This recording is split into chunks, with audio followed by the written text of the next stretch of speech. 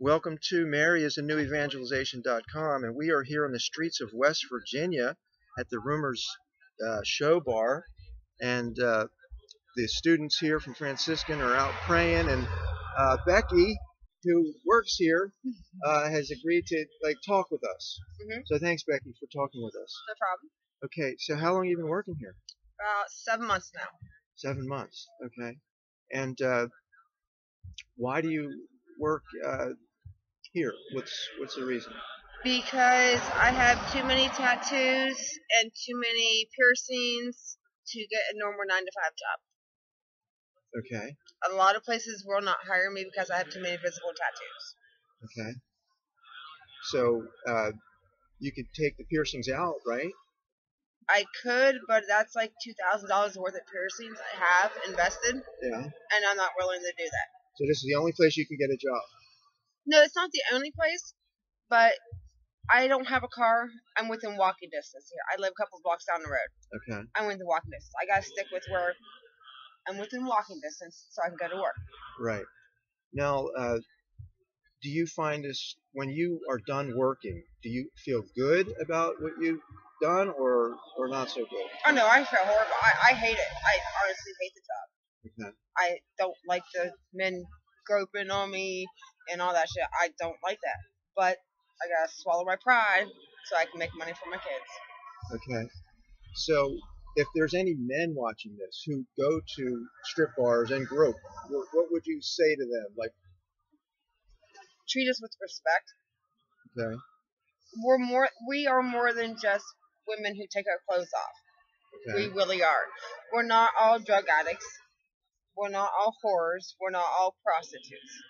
I refuse to go, and no matter how much money I've been offered, I don't know how many times.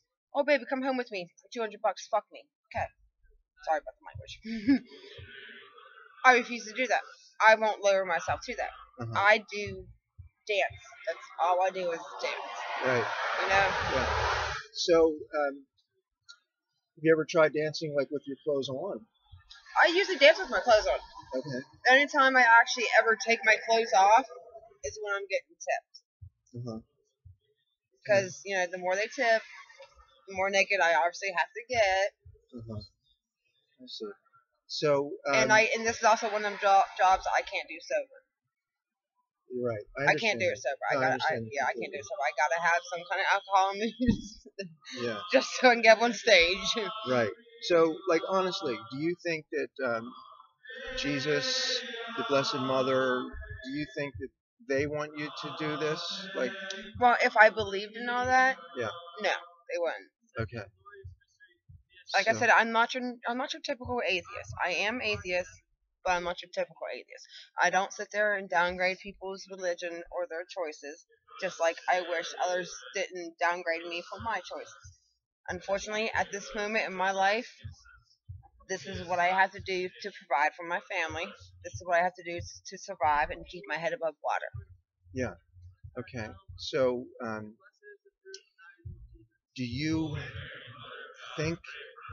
what do you think happens when you die? Get reincarnated. So you do believe there is another life after this life? Yes, I do. Okay. I don't believe in heaven or hell. Okay. But I do believe there is something after you die. Okay. So if you believe that after you die, you come back to Earth again, is that what you're saying? Yes. Okay. How do you think your next life is determined? I think it's determined on your actions of your previous life.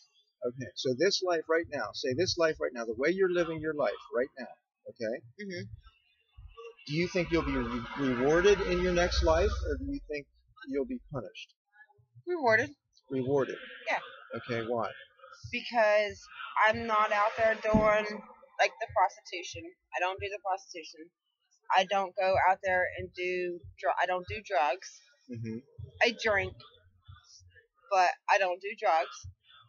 I do what I have to do to make sure my kids have food in their belly. I don't get state assistance.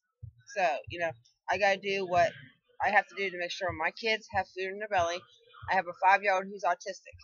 He's ODD, ADHD. He's got a lot of issues going on. what I do here pays for his therapy sessions.